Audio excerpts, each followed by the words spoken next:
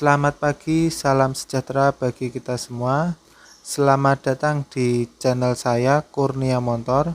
Di pagi kali ini yang sangat cerah sekali, saya akan berbagi ilmu tentang servis Vario 110 LED.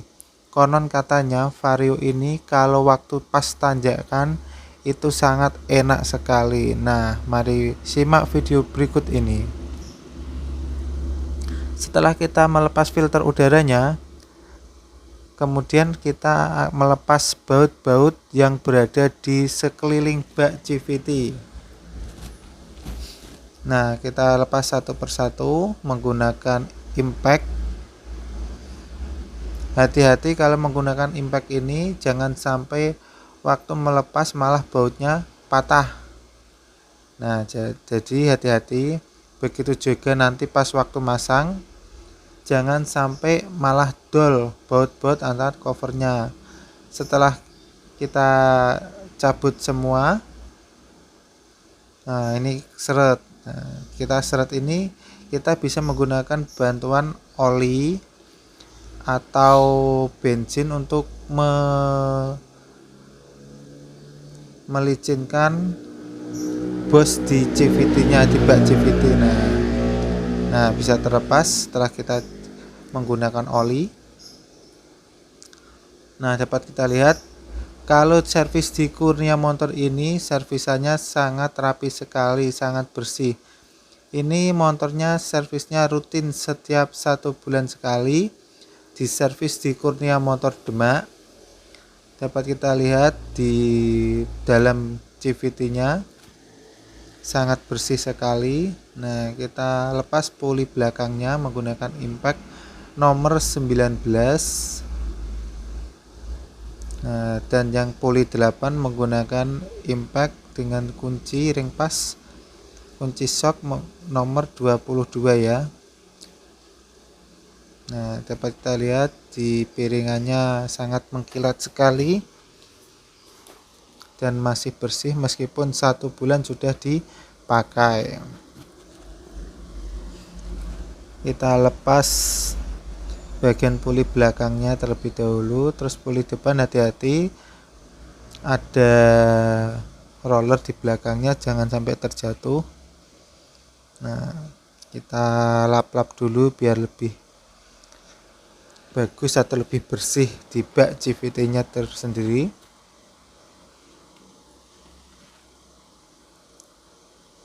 Kita tunggu sebentar sambil ngopi-ngopi, saya akan mempersiapkan untuk pembersihan CVT nya.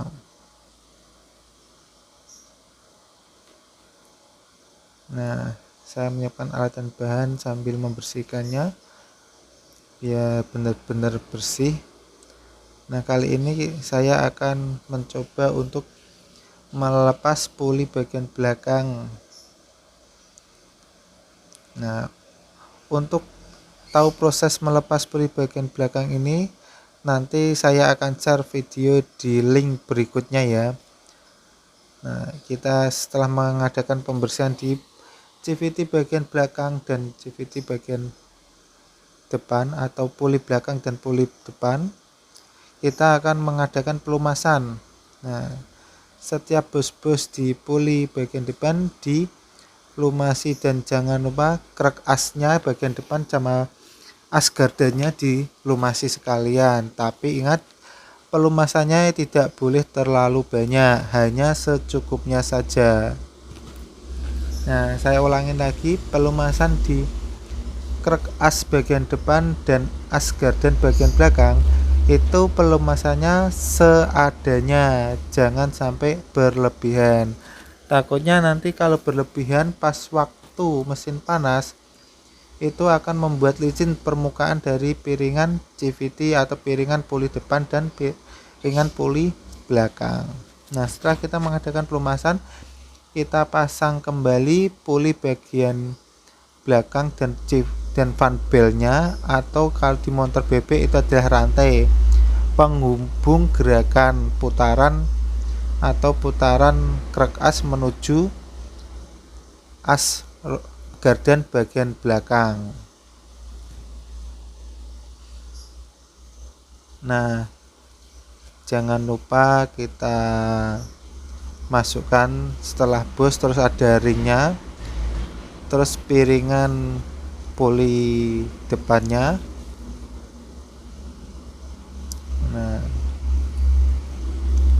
kita pasang ring mahkota sama ring cincinnya bagian luar.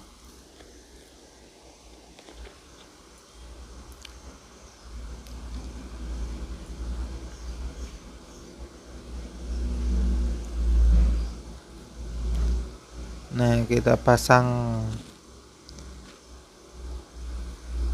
murnya dengan menggunakan impact kunci shock nomor 22. Ingat kalau Honda bagian depan itu kuncinya nomor 22 dan bagian belakang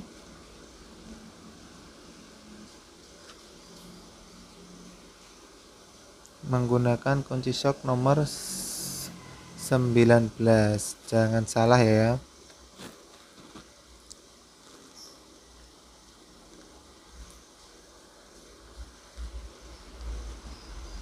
Kita tunggu dulu, saya akan mempersiapkan sesuatu biar buat CVT nya itu waktu digas langsung nari, enggak loyo. Nah, kita amplas di bagian kampas puli belakang atau kampas gandanya.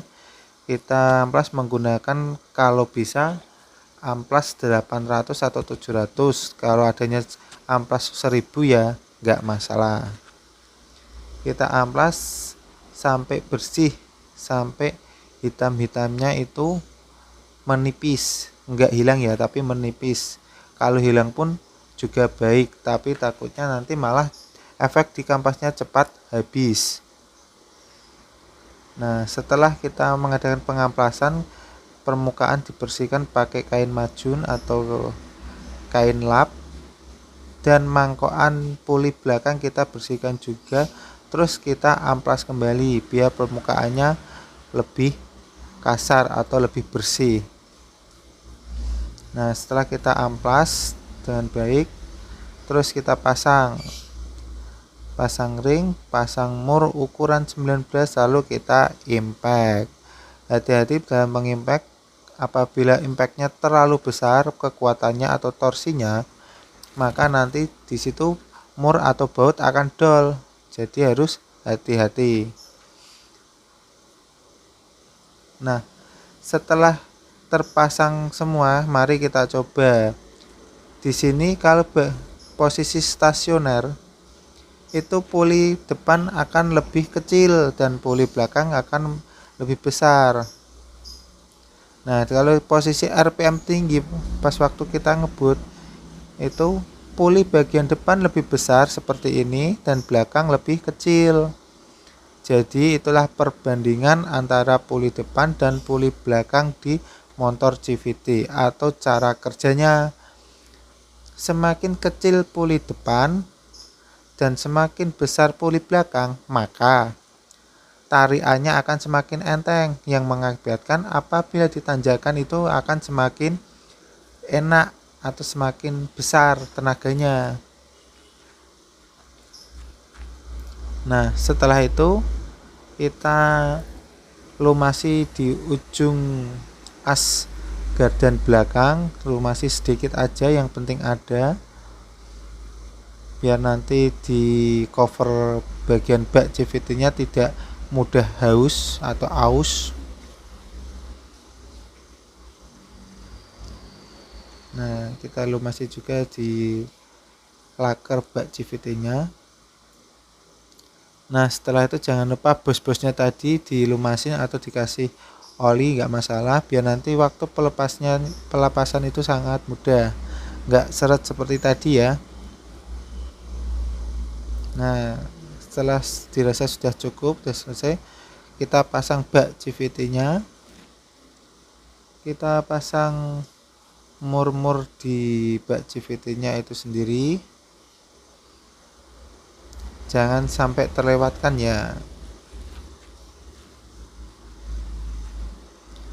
Kita pasang satu persatu.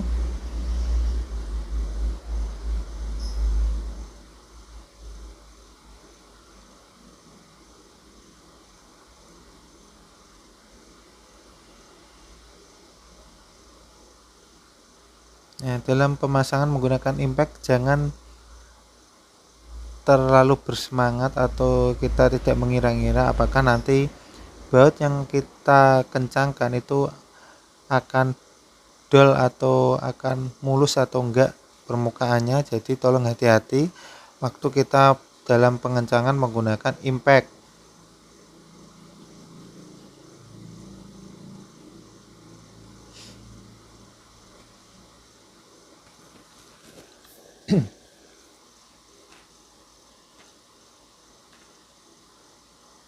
Nah, ini hati-hati dalam pengencangannya.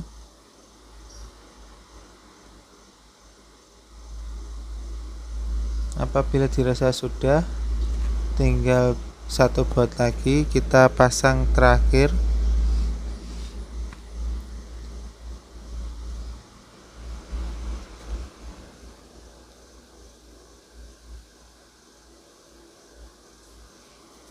Kita bersihkan filter udaranya terlebih dahulu. Setelah dibersihkan, pasang kembali. Berhubung filter udaranya masih bagus dan masih bisa digunakan, kita pasang kembali. Sekrup-sekrupnya juga nanti dalam pemasangan atau pengencangannya hati-hati.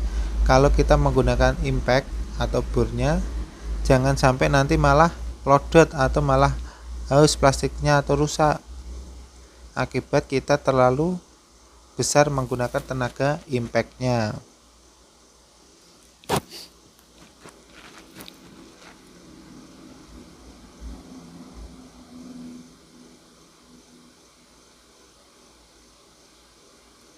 Nah, setelah selesai dalam pemasangan filter, di Kurnia Motor pasti disarankan untuk mengganti oli setiap bulannya atau setiap 2000 km.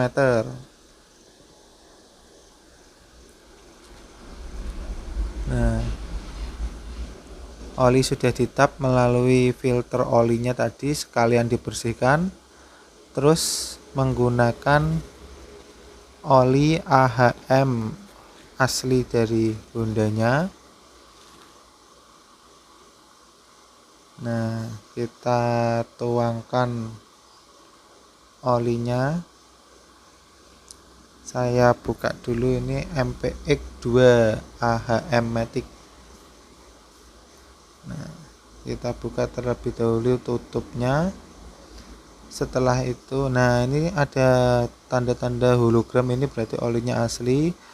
Terus tulisan juga terlihat rapi. Kita buka dulu penutup mesinnya. Nah, setelah kebuka, kita taruh di tempat yang bersih. Terus kita pakai bekas oli gardan, tempat oli gardan. Habis itu kita tuangkan olinya.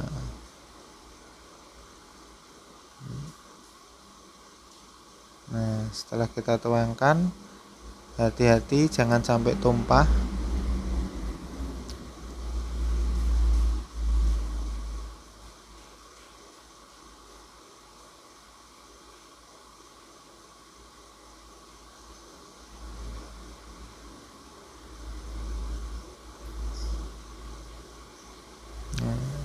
Kita tunggu terlebih dahulu ya, soalnya di sini membutuhkan ketelitian, jangan sampai tumpah olinya.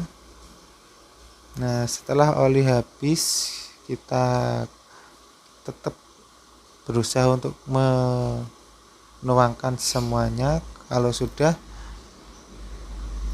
kita ambil corongnya, terus kita lap menggunakan kain penutup olinya itu tadi, kita bersihkan terlebih dahulu.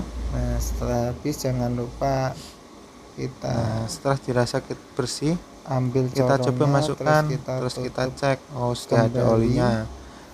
Nah, di situ nanti ada ada tandanya di sticknya itu.